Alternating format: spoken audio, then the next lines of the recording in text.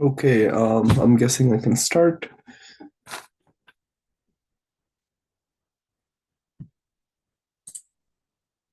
Yes, you can. Okay, cool. Right. Starting in three, two, one, right? I think giving up control under any circumstance is incredibly, incredibly bad for any country, particularly for countries like Bulgaria that's in the Europe and currently suffering through a lot of economic challenges, a lot of unique economic challenges that they think they might be able to fix by joining the Eurozone. We as opening government would tell you that this is categorically not the case and it will not be possible. A couple of key pieces of framing as to what Bulgaria's economic situation currently looks like. First, recognize that Bulgaria is a country that has been facing huge amounts of inflation, right? This means that the prices in that country has been rising over and over again, and the value of the currency keeps dropping, and this makes it incredibly expensive for people to live in that nation and makes their currency very, very unstable, right? The problem with switching to the Eurozone is that now you subscribe yourself to the ECB and with an institution where your own central bank is no longer in power, right? You're now you're now giving up the ability of your country's monetary policy and any kind of economic policy that you make. You're relinquishing that ability to the ECB, and they make all the decisions, right? Why is this incredibly bad? This is really, really bad for a couple of reasons. The first is that you're giving up on a lot of your economic sovereignty and a lot of flexibility that you otherwise would have enjoyed, right? Why is this a bad thing? This is a bad thing because the ECB sets interest rates and sets like other economic rates for like every single country in the Eurozone at the same time. This means it's more like a one size fits all kind of policy, and this is really, really bad because it doesn't take individual countries requirements into account, right? On the comparative, if Bulgaria had access to their own economic policies, then they would be able to leverage tools such as monetary policies or tools such as interest rate in order to control and stimulate the economy. How exactly would they do something like this, right? Examples of this include stuff like decreasing interest rate or like increasing interest rate at times of economic recession or booms in order to like stimulate economy or like save money and stuff like that, right? These kinds of unique benefits are things that the Bulgarian government and the Bulgarian central bank currently have access to, which you will actually have to give up if you make this switch, which is really, really bad for this country, right? But secondarily, you also lose a lot of flexibility, right? If I recall correctly, I'm pretty sure like Bulgaria's currency is already pegged to the euro, but like being permanently shifted to the European currency means that now you lose the option to peg it to other currencies, right? Like you could probably peg it to the yuan or you could peg it to the dollar. We tell you that these alternatives, even if they may not be better alternatives, the existence of these alternatives in and of itself is something that we think is more valuable for Bulgaria because it allows them to make better decisions in times of crises, right? A couple of examples where like the switch to the Eurozone has been like really, really catastrophic for countries, and that's just like Greece, right? Like Greece's economy is positively and absolutely screwed by joining the Eurozone, and there's like huge amounts of instability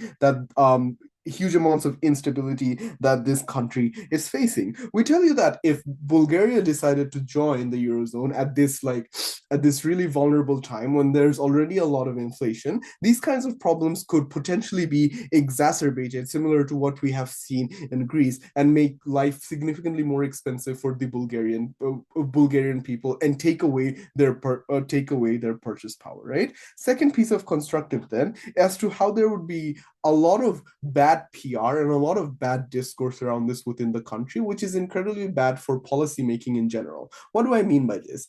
By this I mean that when Brexit happened, a huge chunk of the country was like very unhappy with the decision to leave the European Union, right? Anytime any kind of big decisions happen when you're like switching around parties, and then like switching around your currencies and then joining a union, these kinds of things have lots of like discussions around them. We tell you that this would probably carry with it a lot of bad PR and a lot of bad discourse, because given the kind of economic instability that the country is already going through, it will probably means that the Bulgarian people would probably not be very happy with the risk of greater economic instability being introduced into the country. This means that when people are unhappy and they're talking like shit about their country, it's far more difficult for the Bulgarian government to like make decisions and policies that can actually benefit them, right? Because making such a huge political decision leads to cascading important political decisions and other rate and greater amounts of red tape that you need to get through in order to be able to make any kind of significant changes, which we're telling you that they would probably lose. Before I move on, I'll probably take a POI from closing if they have anything. Or Yeah, opening. sorry. Oh. Presumably, if it's the case that they've already been involved in having their currency pegged, why is there such a big harm in them just joining it and just accessing all the benefits of being in the Eurozone? Um, I think the problem is that having your currency pegged versus having your currency become the euro are like very, very different things, right? When you're pegged to a currency, you still have access to your own currency and you still have a lot of control over what you do with your currency, right? This kind of control is something that Bulgaria will completely lose, because recognize in like very simple terms, joining the Eurozone and like relinquishing your control to the ECB means that your central bank is literally playing second fiddle now. It doesn't get to do anything anymore and doesn't get to make important decisions and loses access to important tools such as being able to set interest rates, being able to set exchange rates and stuff like that. This is now all being done by the ECB now, which applies like a flat rate or like a flat policy across the entirety of Eurozone. I don't know why nobody in the world has noticed this before as to how catastrophic it is to use the same or similar policies for a huge chunk of countries, and then it just positively puts them to shit, right? We tell you that Bulgaria joining the Eurozone will just lead to Greece to electric boogaloo, and it's really, really bad for the Bulgarian people, right? And even if you don't buy any of this, I think like on principle, giving up your control for the ability to control your own currency and the kind of economic decisions and the kind of economic flexibility you have is really bad under the current status quo, given the kind of economic problems Bulgaria is going through. For all those reasons, very proud to propose. We thank Prime Minister for that speech. We'd like to welcome the Leader of Opposition. We're here. Okay. Perfect. I'm going to take POIs probably from closing, so just interrupt. I'll take them verbally, please. So please don't put them in the chat. I won't see or take them if they're there, but just feel free to unmute.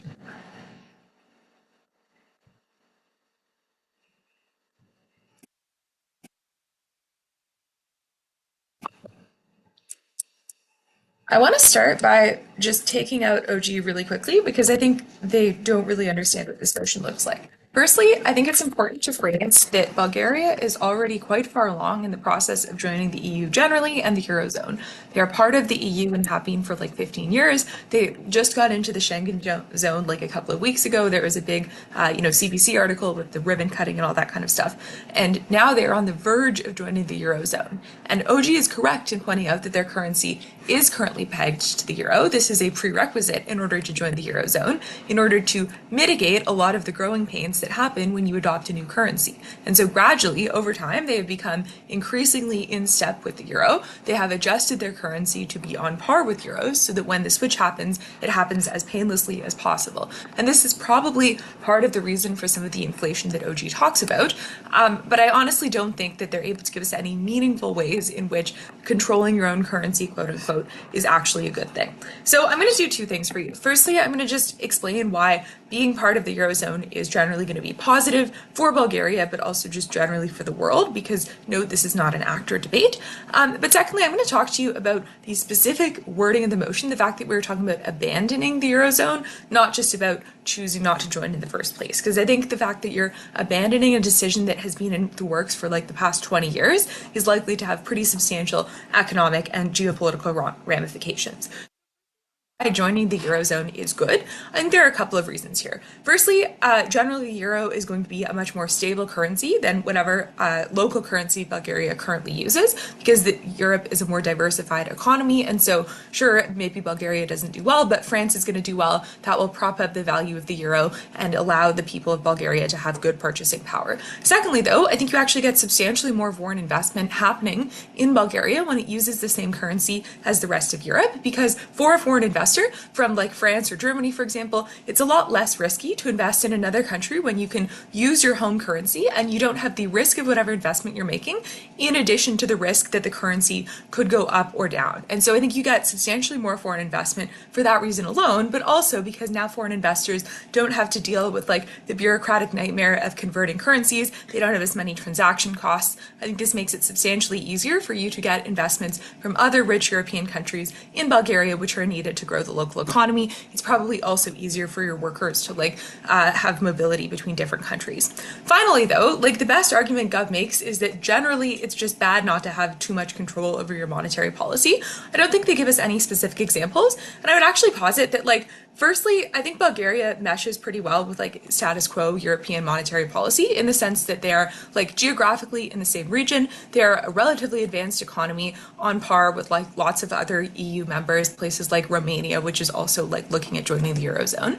And so I think that the European monetary policy is likely to take into account geopolitical factors affecting the region, like the shortage of Russian oil and gas, for example, or other kinds of economic shocks that you might encounter, and is generally tailored to middle income and middle high income countries like Bulgaria. I don't think there's a huge difference in what the correct response is for Europe generally versus Bulgaria. Finally, though, I think it's important to note that there's no guarantee that the government of Bulgaria would actually manage their monetary policy well, and I think lots of reasons to believe that they would actually manage it quite poorly, right? OG tells you that there's been a lot of inflation, and I think it's also worth noting that the whole reason this debate is happening is that there's recently been a rise in populist sentiment in Bulgaria in response to this, and the problem when populists control the currency is that the easy and politically popular thing to do is to print more money to pay off your debts to solve people's problems, which is good in the short term, but bad in the long term because it leads to more inflation. It plays into this cycle. I think when you have technocrats in Brussels managing this, you're much less likely to get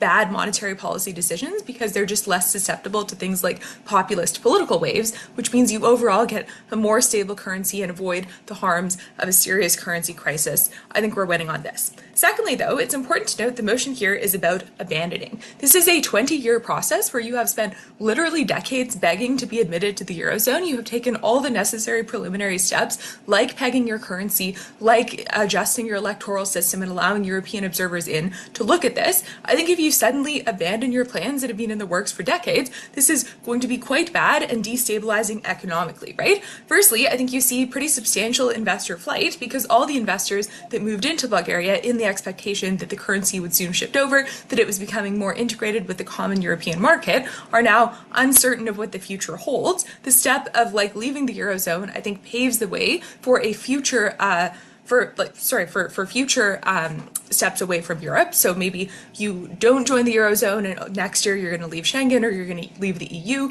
I think this is very uncertain for investors. Sure, I'll take CG. Yeah, this is clearly not how it works because the European Union has significant numbers of countries that are not in the Eurozone. Saying I don't want to be part of the monetary union has in no way any implication on the European Union at all.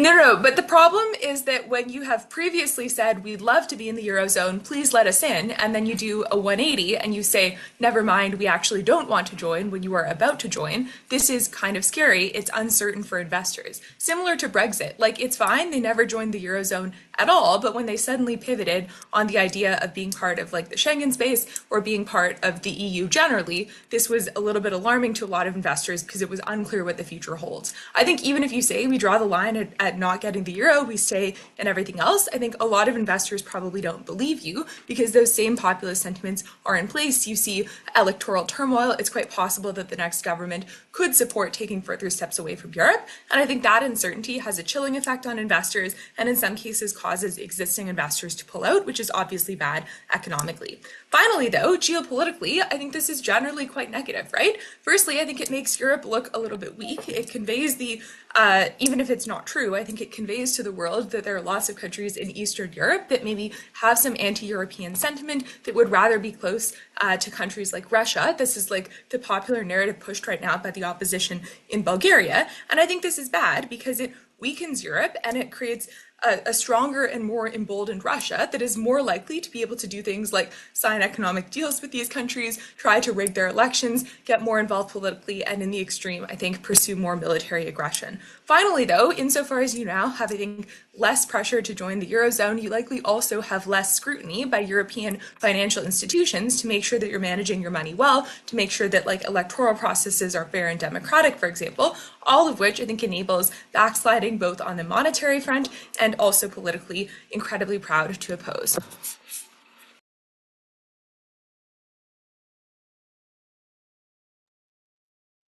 Leader of opposition for that speech. That's welcome, DPM. Cool. Am I audible? Yes. Okay, awesome. My Wi-Fi has been a bit janky, so if I cut out, just let me know. I'll start my first word. And I'll take POIs in chat. Super cool. I'm probably not going to go to the next WODC, so I kind of know jack shit about Bulgaria. But what I do know is that there's been countless times where economic disasters happen post countries trying to join the Eurozone or because countries have joined the Eurozone. And that's why this debate is very relevant, because there's already been precedent set by countries like Greece where they've joined the Eurozone and then been in economic collapse. There's already a precedent of failure. This is going to be a catastrophic decision for Bulgaria. Very, very stupid to do this. A couple things I'm going to talk about today. I'm going to start with doing some counter characterization. And this is most of like the way that OO kind of responds to our case. We tell you a couple things off the top of our bench. Two main arguments we give you. The first argument we give you is how we lose independent monetary policy, and secondly, how we create a lot of harmful discourse. I want to do some characterization here to what this is actually going to look like, because I think that Anise kind of misconceptualizes it off of OG.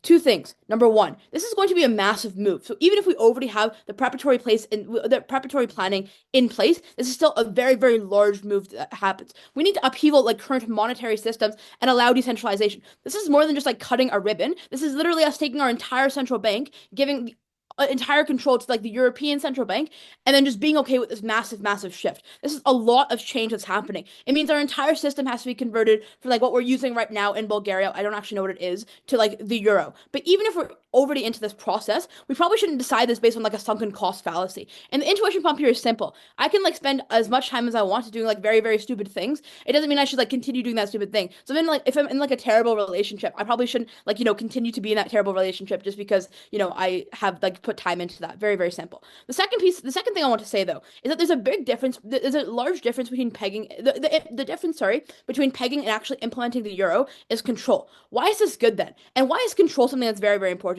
We tell you that you have faster responses to economic problems. And we've seen this throughout like economic crises, like worldwide. We literally saw in like the 2008 crisis, like central banks are like our first line of defense against economic issues.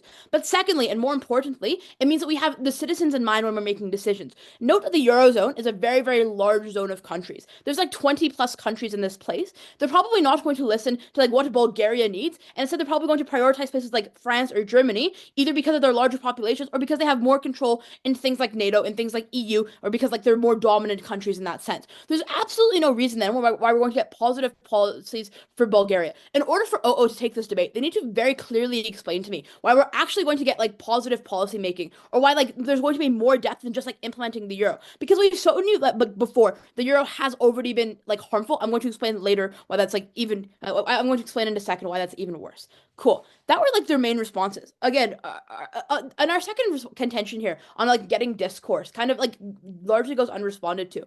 I think there is like a solid impact there. Where like we are actually making like more tension than we need to in the European bloc. That's probably pretty bad.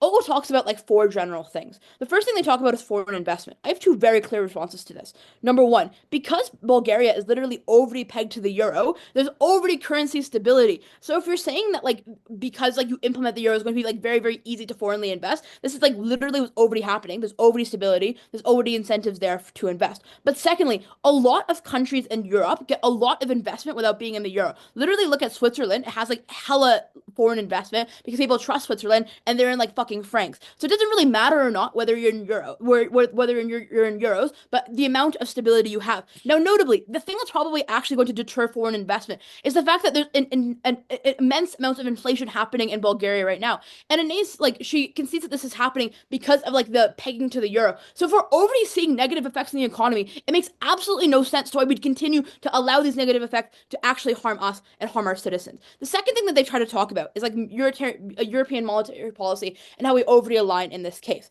A couple things. Number one, Bulgaria, I'd posit, is like more aligned to the Eastern Bloc. The reason for this is like proximity, I would assume, because it's like because they're like proximal, they probably have like similar ideas. But secondly, because we have things like pegging, that's already caused inflation. It means that there's like no guarantee that these policies are going to be good. The reason that policies are probably going to be against Bulgaria, in fact, is because Bulgaria is an Eastern Bloc country, which means that it doesn't need the same things that places like France or Germany need. What those things are, I'm not 100% sure. But what that probably kind of looks like is things is like along the lines of like the way that we like interact with our like citizens or the way we interact with our economy. Like I know Bulgaria probably has like a much larger pool of people who are like farmers or people who are in poverty, people who live in like more like a decentralized urban rather than like decentralized urban centers. They probably live in like rural farmland, and that's just like because of like it's like existence of the country that like does have a lot of things like farming in it. That means that we like that means it probably needs very very different very very different policies. That policies are not going to be by Europe. There's literally no reason why Europe would make like why the European bloc would like want to make those policies Point. for them. Makes no sense. Sure, I'll take the POI. Yeah, even if they're, for example, farmers, the whole point is they had their currency pegged for so long that clearly they don't value having floating and ability to make their exports more valuable by everything else. Like their current Okay, but economy, the by thing real is, we're preference, is talking about broad economic policy. So if the broad economic policy is actually engaging only with people who live in urban centers, it's probably going to be very, very bad for farmers. But even if we have like less things like exports or whatever, it doesn't really matter. I mean, it does matter. But like the issue is that like the centralized bank is the one making these decisions. So we'd rather have, that power go back to Bulgaria. And we probably say that like with the right policymakers, Bulgaria could probably do a lot with that kind of power. That is something that's been stripped by them by the EU. We think that that's a pretty coercive and terrible relationship. The last thing that we kind of get out of OO is this idea of abandoning, how that's like very, very bad. Couple things I want to say. Firstly, this is like only in the preparatory phase. This is like the best place to abandon this because the other outcome is that when Bulgaria realizes how much of like an impact this is having on their economy, is that they've already signed the papers, they're already like making the deals, they've already like made the deals, they've like actually started the process, and then they decide, oh wait, this is bad, I'm going to pull out. But secondly, there's already other countries that have like done this, that have done this and pulled out. Like I'm pretty sure it was like Denmark or Sweden, one of those two. They like were going to join the Eurozone, but then they saw like the devastating effect it had on the economy, and then they pulled out. But more importantly, there's still no reason to make a stupid decision just because you like have given your word to something. And more notably here, if it's true that there's intense alignment of ideas, like their first contention literally hinges on, it's probably true that there's going to be a very marginal impact. Because if there's already an intense alignment of ideas, you're probably not going to change the way that you interact in the European bloc because those ideas still align, right? All that's going to change is like, the way that we make decisions in terms of economically. We think that's okay. I also think this like backsliding impact is very, very dramatic. We don't actually think that's going to happen. In reality, who we're actually affecting here is the people on the ground. We're telling you we're going to make life worse for them. That's the very clear reason you should vote OG. Thanks. We thank Deputy Prime Minister for that speech and welcome the Deputy Leader of the Opposition. Here.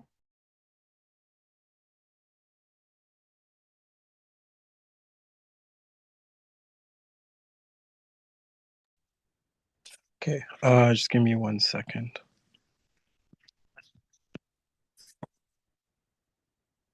All right. 3, 2, 1. I think opening government has a misconception as to how monetary policy is actually going to affect Bulgaria. They never actually explain to you, and please note, they never explain to you why Bulgarian monetary policy is likely to be better than the monetary policy you'll get in the Eurozone.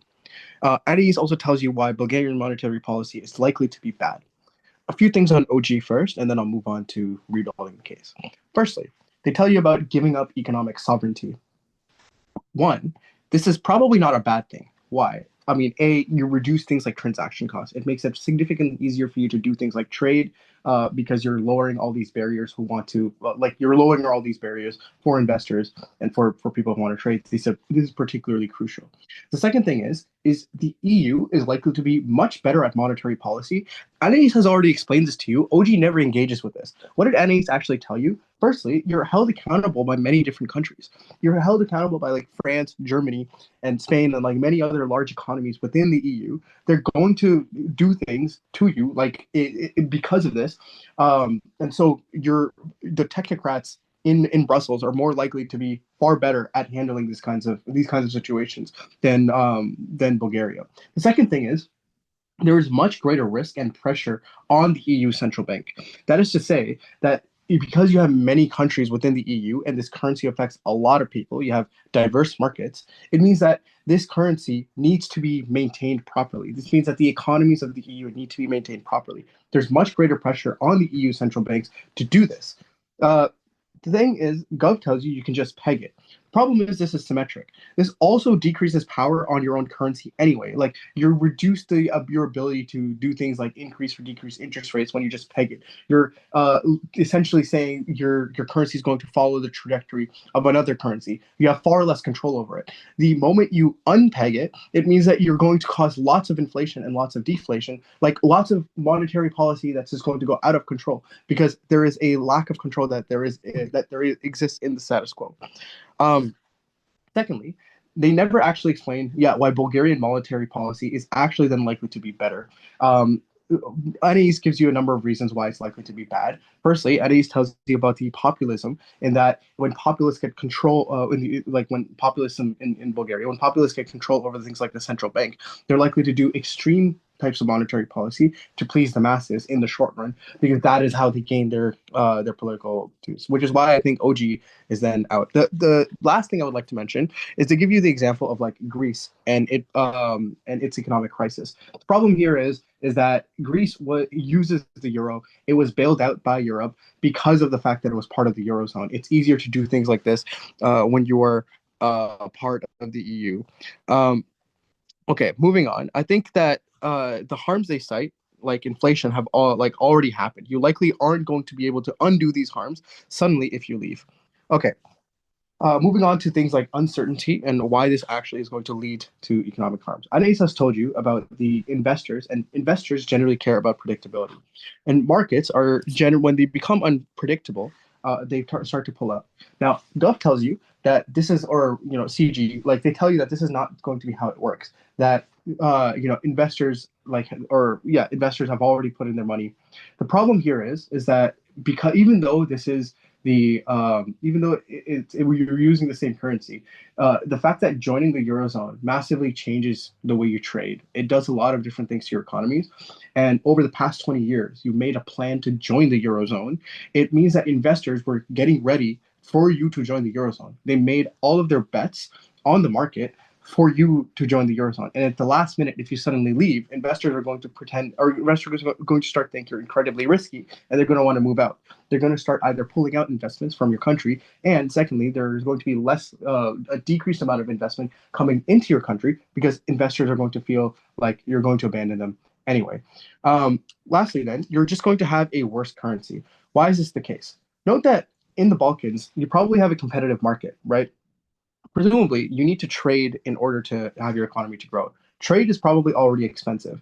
Lowering the costs is like being competitive within the Balkans is probably necessary for you to grow your economy. You're going to end up decreasing your purchasing power when fewer people value your currency because you have less control over the market. There's going to be less willingness to buy Bulgarian currency because of this lower demand, because it's going to be more expensive to do things like trade, because of like the transaction costs and because of the bureaucratic process of wanting to like buy, importing and exporting shit from Bulgaria. I'll take a POI from back half if there's any. Okay, I guess I'll move on.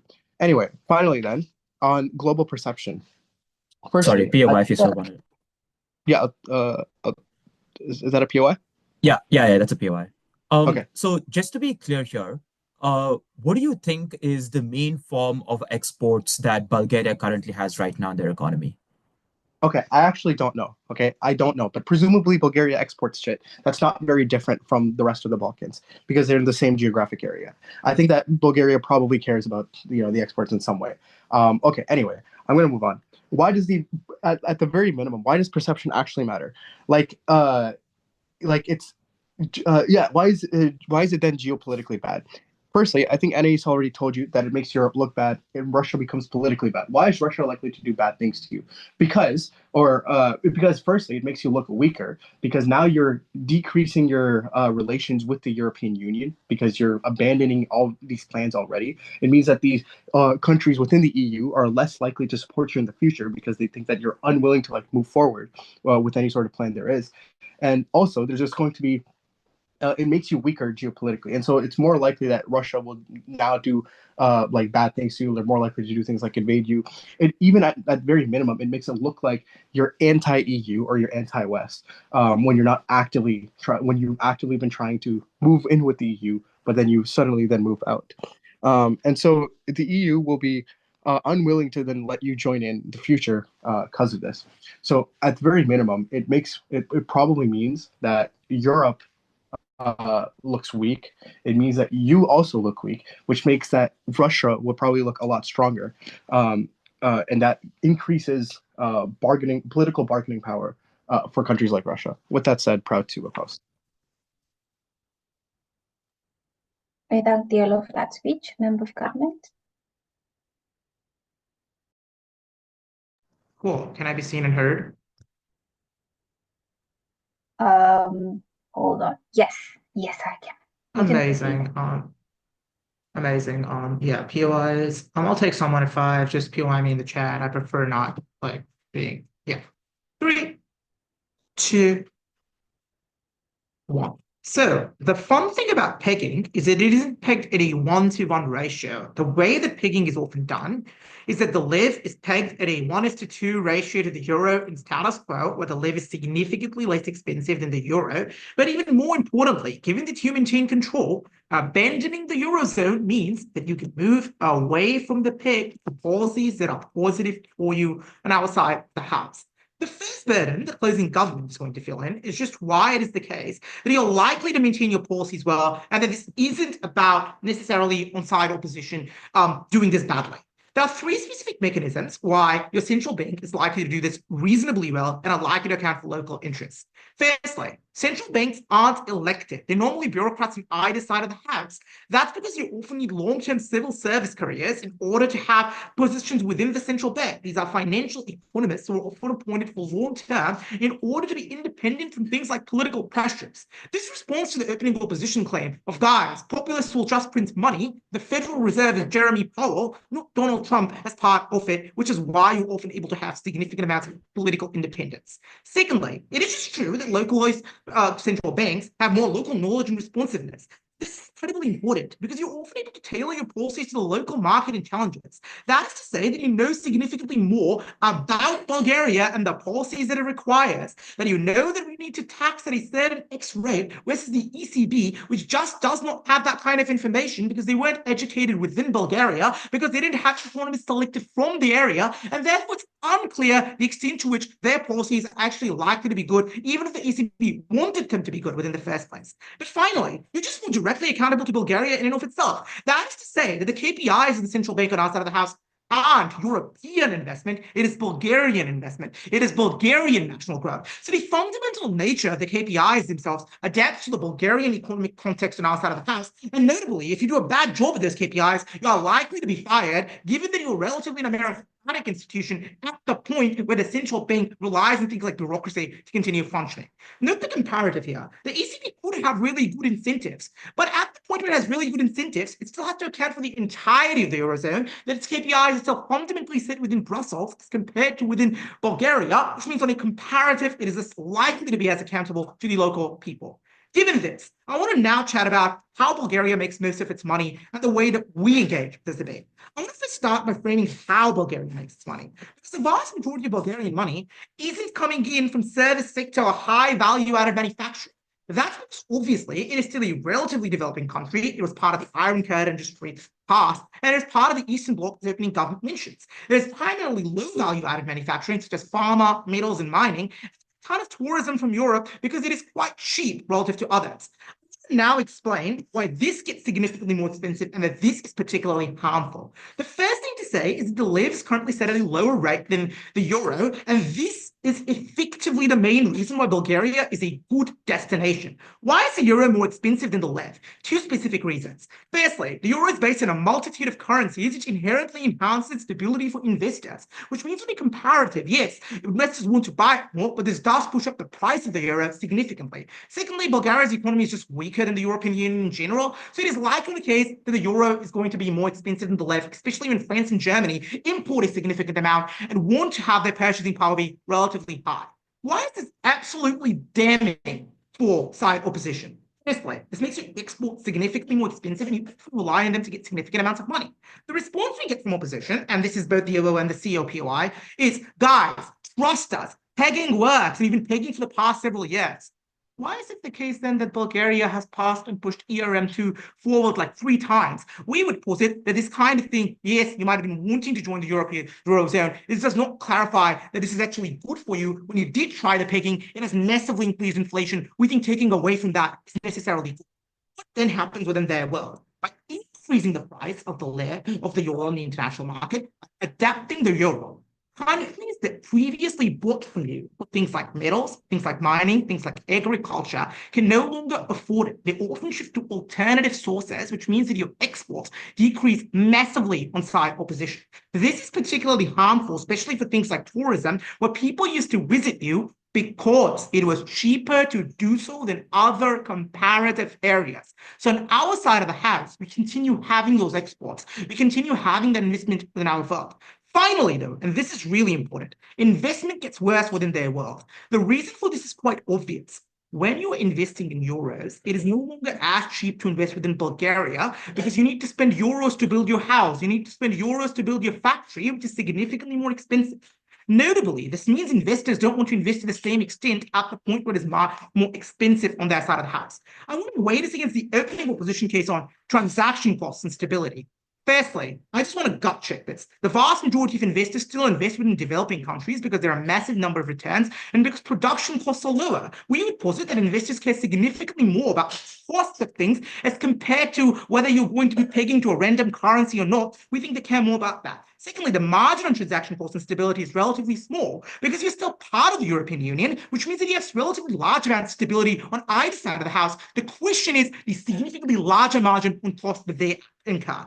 I'll take opening opposition or closing opposition if they have a POI. Right?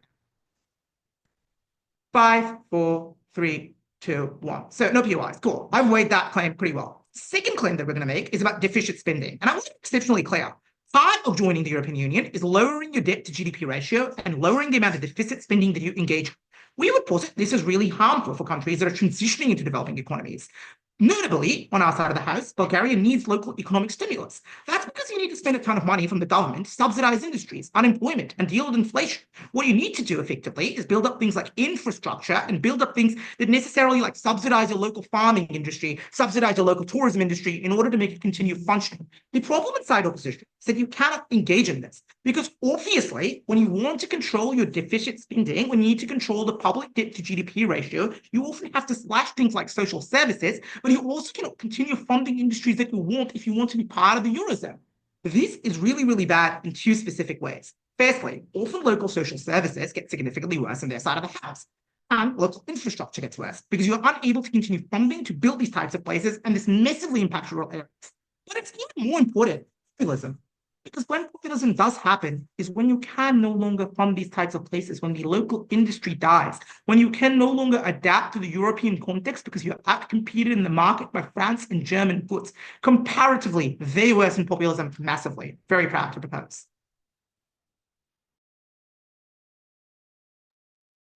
We thank the Member of Government for that speech, Member of Opposition.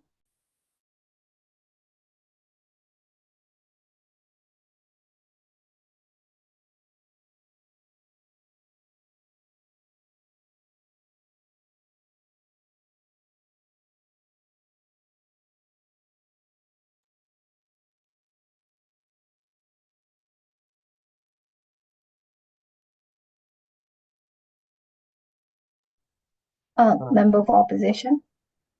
Am I audible? Yes, you can start. Awesome. All right, I'll take a POI audibly, and I'll be taking it roughly around 5 minutes, 4 minutes. Cool.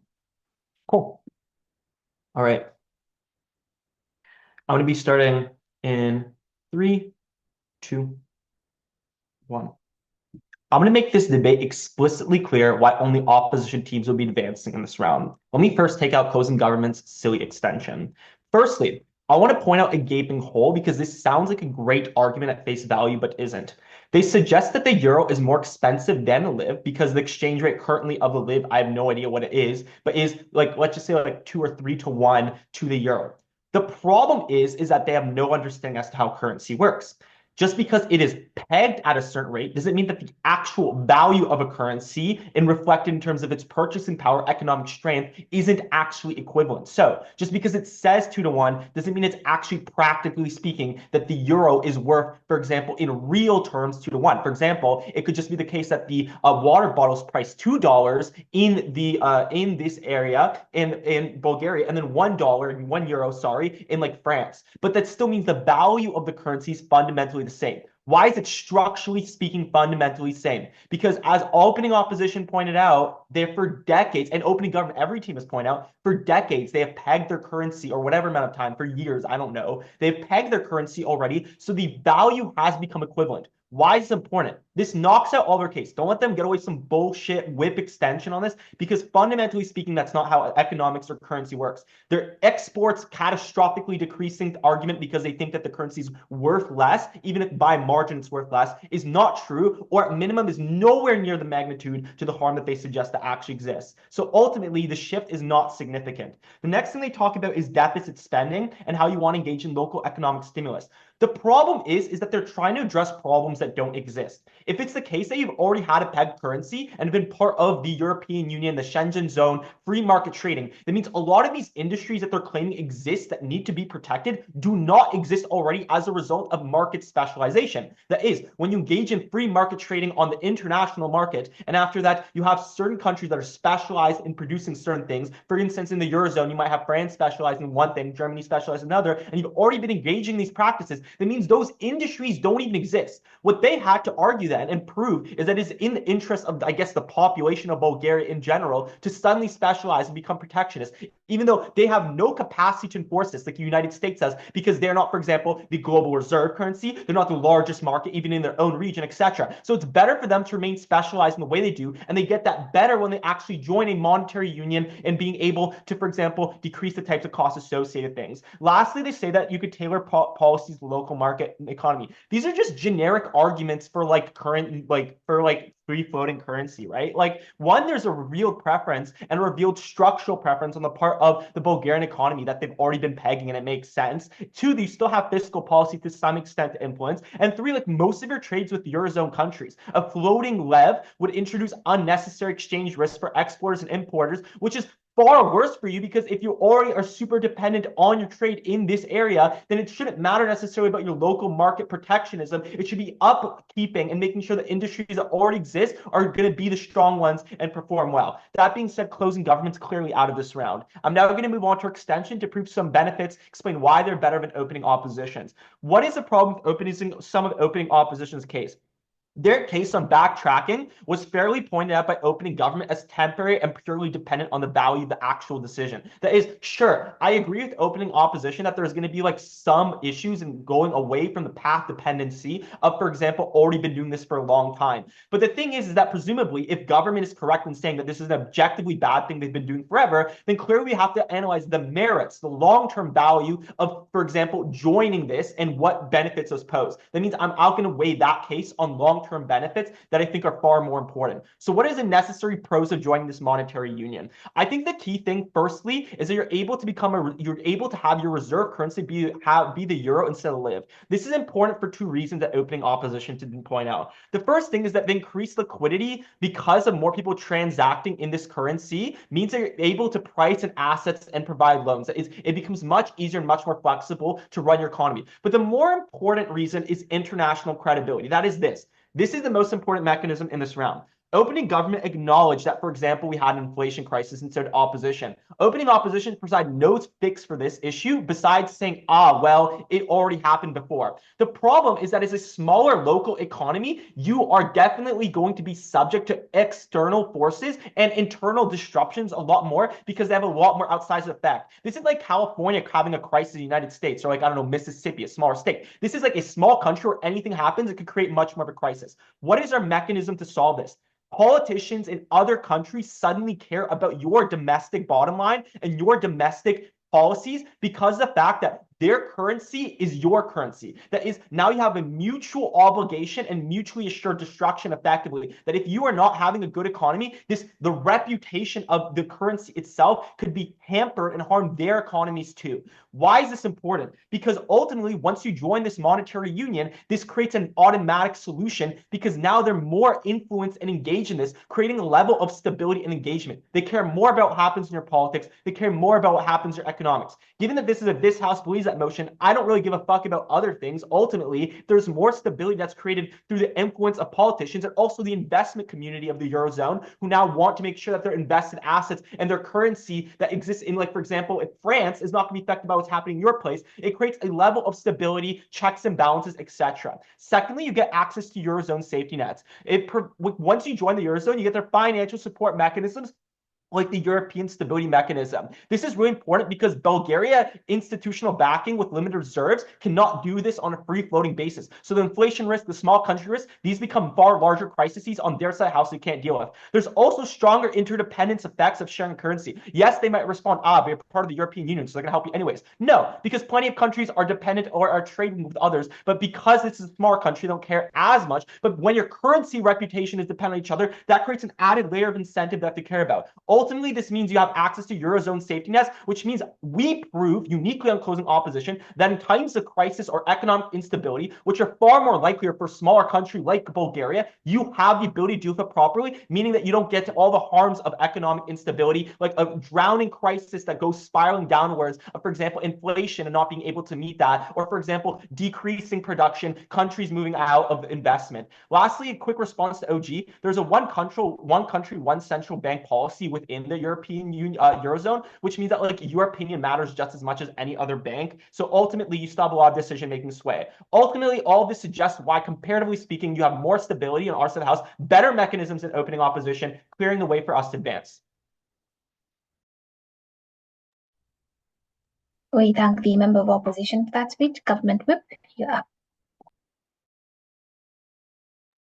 Okay, give me a sec.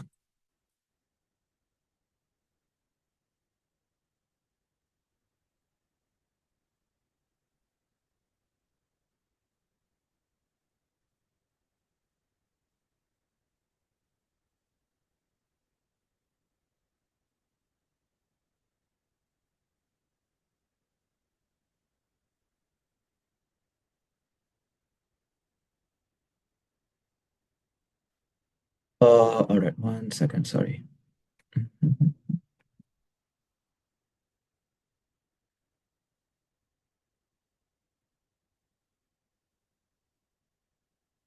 Oh, wait, sorry. Am I audible and visible? Yes, please. Um,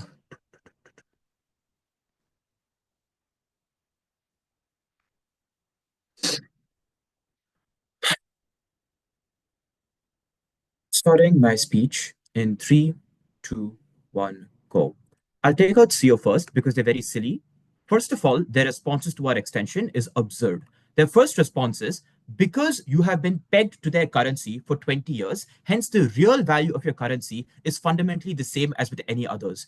Does this make sense to you? Because if that is true, the vast majority of currencies in the world are currently pegged to the United States US dollar, or in many instances to the Chinese yuan. Countries like the UAE have often had it pegged for well over a decade. Many of their largest trading partners are the United States. So does this mean, closing opposition, that the value of their currency, the purchasing power of their currency, is always the same as the United States? It makes no freaking sense. And the reason it obviously doesn't make sense is because it's not clear that if your currency value is one or double or half the value of their rate, that suddenly means the real value is going to be the same. They say it may not be different, but they don't prove it's likely to be the same. So since there's no mechanism over there, good luck whipstanding opposition. But you know what? Let's say they're right.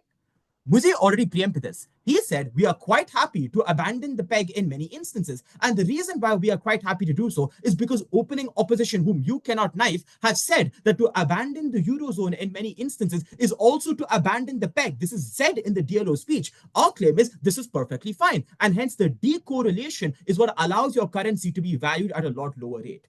The second thing I want to talk about is the deficit financing bit, right? Their argument is so odd here. They say that these industries often do not exist, and the only way you specialize in those industries is by indulging in the ECB measures. Wild stuff. Like, how exactly have they been surviving for so long if they didn't have meaningful industries that provide a cheap level of exports? Even if you are correct, you are still knifing your OO, who have conceded that things like agricultural exports are things that the Bulgarian economies in many instances have to do. But secondly, our argument on deficit financing is not even reliant on industries. Look, you literally cannot deficit spend on your side because of the Maastricht agreement that this specific ECB will enforce. You have to be under 3% budget deficit and under 60% public debt. It's really important to deficit for basic things like your social services, like tax credits or subsidies on a lot of your industries. I don't know how you do this without deficit spending, closing opposition, which means all of our argumentation on deficit for spending is still existing. On the other hand, their extension is nonsensical. Their extension is economies that are already well integrated together. They are already within the Eurozone. They're already within the EU. They already are within the Schengen area, so they have no border controls. They need this additional one tiny little incentive or mechanism to now suddenly really care about international credibility, to suddenly be really integrated. What the fuck is this? This is so stupid. Obviously, if their economy is struggling, then they will immigrate to your nation in many instances, which means your own services are overburdened. If their trade or economy goes down, it's also going to affect your own economy. So there are plenty of reasons for the ECB to care about them anyways. Plenty of reasons to indulge in mutual obligation and care about them. What a case. Okay, our extension was pretty simple. I want to deal with a more reasonable top half. The first thing I want to talk about is on flexibility. Because the burden OG misses is why Bulgaria chooses good economic policies, right? Now, Muzi gives many messages. He already says the central bank is often likely to be separate, right? Like typically, if they had to join the Eurozone, they often have had to have high levels of audits placed upon them by the ECB in many instances. But the other thing is, even if this is about politicians for some reason, I think many people are uniquely afraid of unstable populist policies. And there are two reasons why this is really important.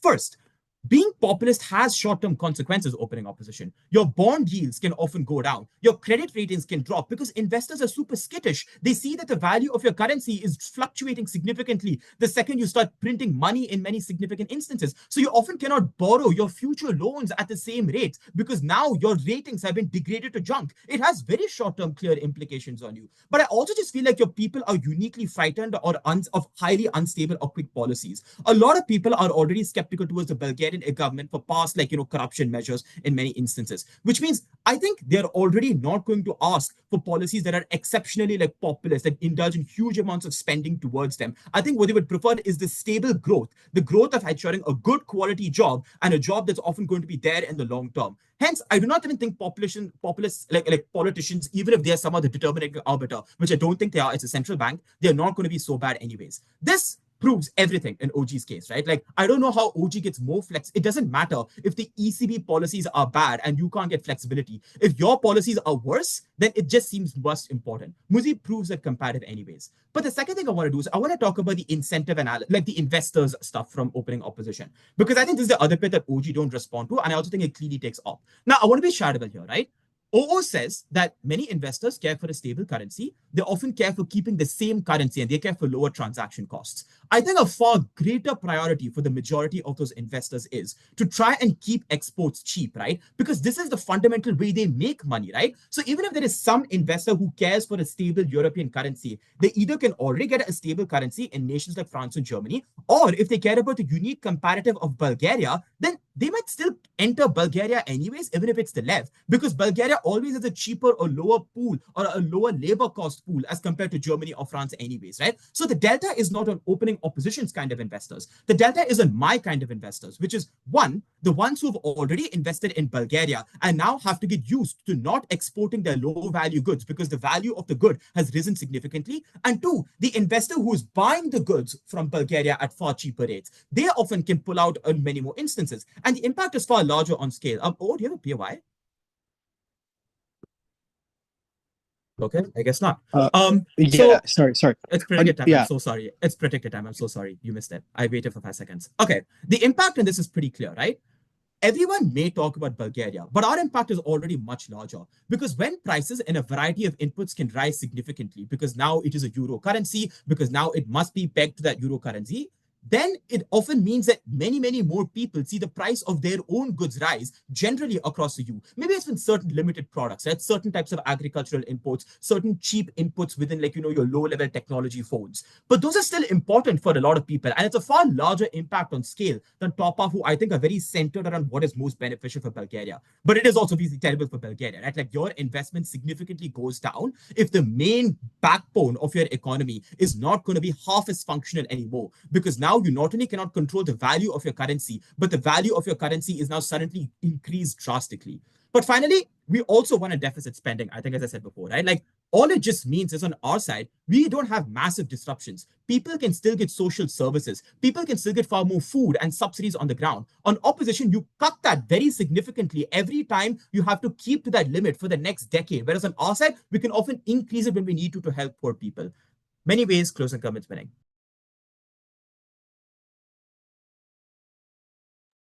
Thank you very much, Government Whip. And now to the final speaker of the semi-finals, the Opposition Whip.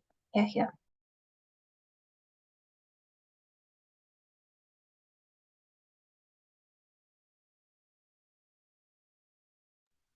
Hi, can everyone hear me? Yeah. Okay, I'm just gonna set up my timer.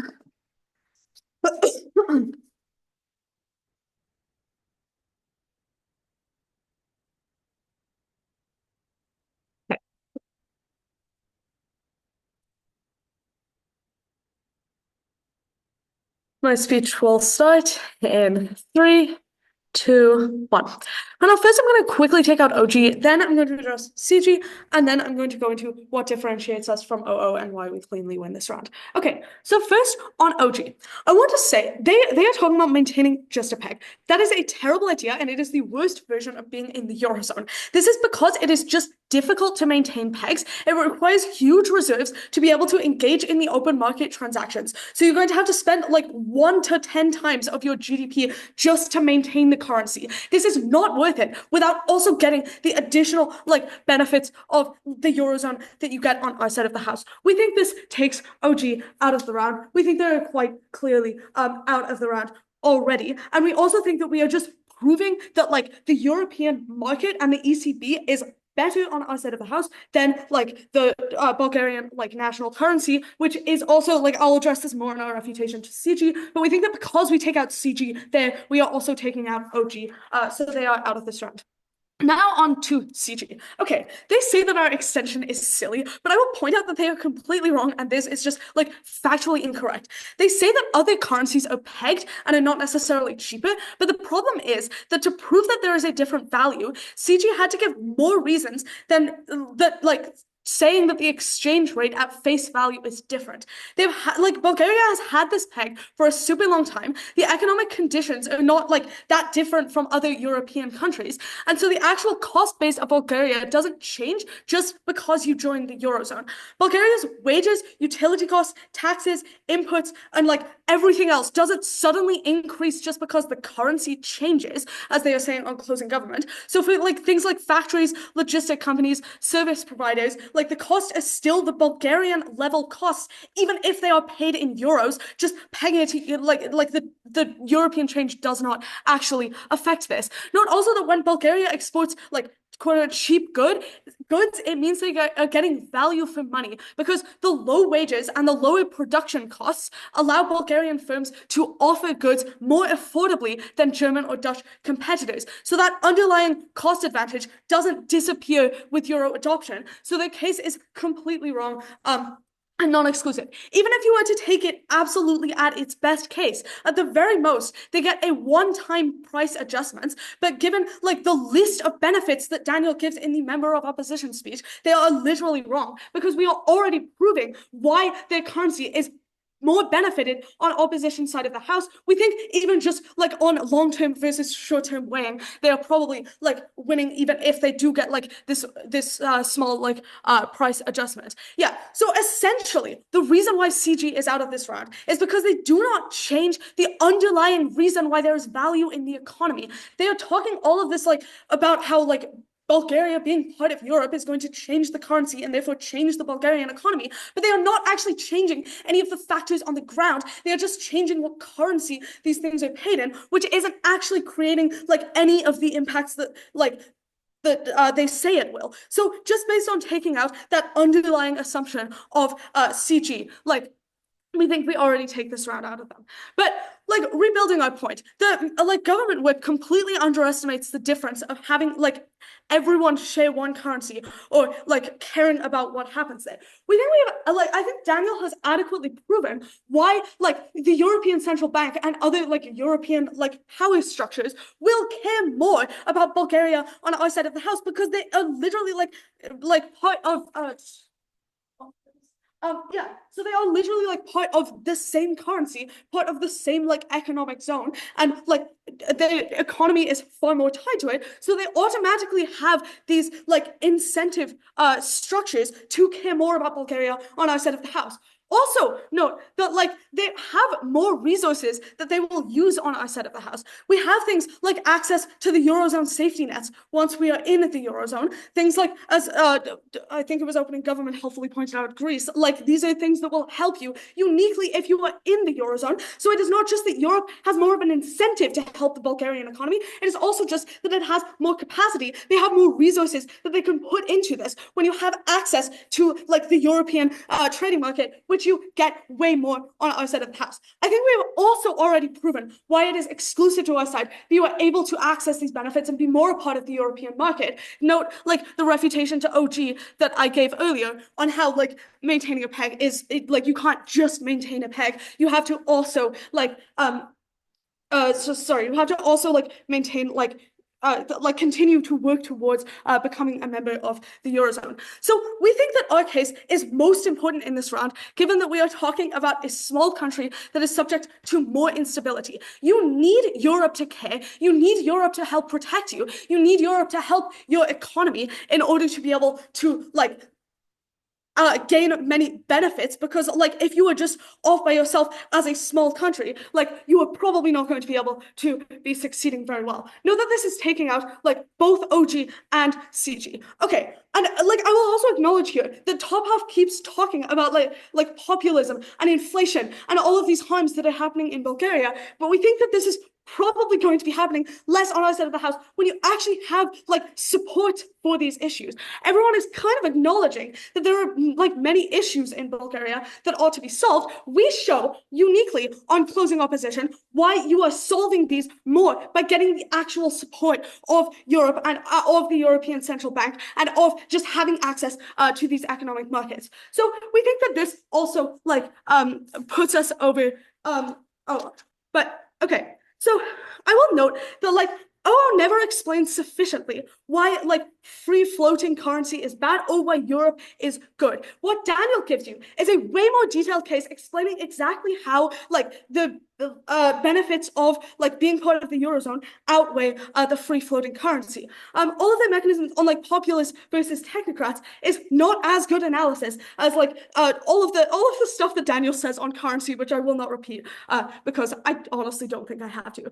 Okay, yeah. We also just think that our mechanism on how politicians and like power structures within Europe will care more, leading to better investments because of things like business interests donating to politicians to ensure stability, because everyone now has a vested interest in ensuring the stability of Bulgaria. But also we just think this is like way more persuasive than any of the mechanisms given by Opening Opposition. Things like the European Central Bank being like more like technocratic and more like just having like more more ability to like control things. We actually prove why they want to on Closing Op. So proud to oppose.